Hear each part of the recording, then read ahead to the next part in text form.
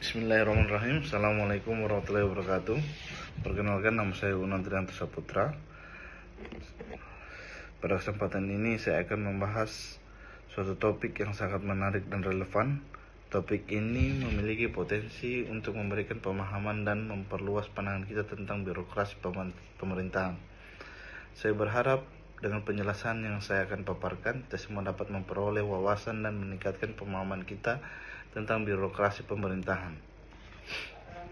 Oke, saya mulai saja. Menurut saya, birokrasi pemerintahan adalah mengacu pada sistem organisasi dan struktur yang digunakan oleh pemerintah untuk mengelola dan menjalankan tugas-tugas administrasi negara.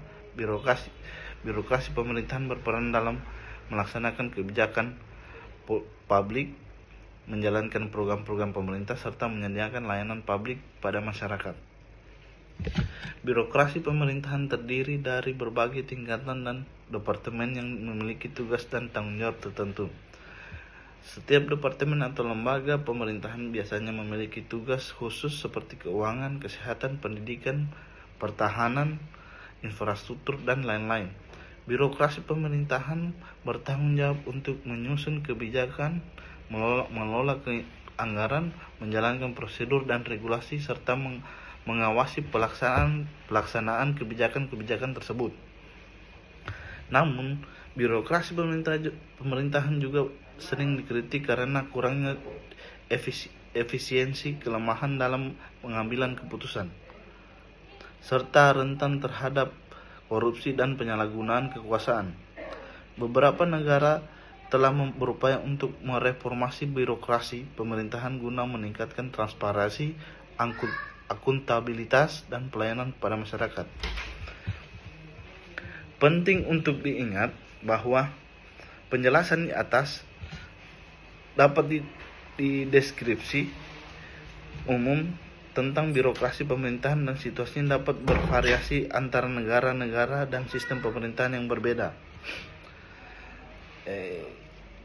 Kesimpulan yang dapat saya tarik tentang birokrasi pemerintahan adalah sebagai berikut. 1. Kompleksitas birokrasi pemerintahan cenderung kompleks dengan struktur hierarkis yang terdiri dari berbagai tingkatan dan departemen. Ini dapat menyebabkan birokrasi menjadi lambat dan sulit untuk mengambil keputusan yang cepat dan efektif. 2. Efisiensi dan efektivitas. Birokrasi pemerintahan dapat menjadi efisien dalam menjalankan tugas-tugas rutin dan menjaga stabilitas. Namun, kecenderungan untuk mematuhi aturan dan prosedur yang ketat juga dapat menghambat inovasi dan responsibilitas dalam menghadapi perubahan yang cepat. Selain itu,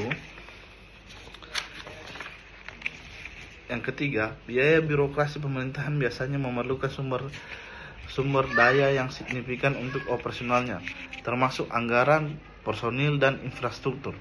Pengeluaran yang tinggi ini dapat membebani pemerintah dan masyarakat secara keseluruhan.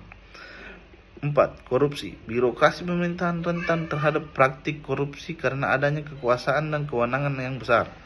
Hal ini dapat merugikan kepentingan publik, memperlambat pertumbuhan ekonomi, dan merusak kepercayaan masyarakat terhadap pemerintah.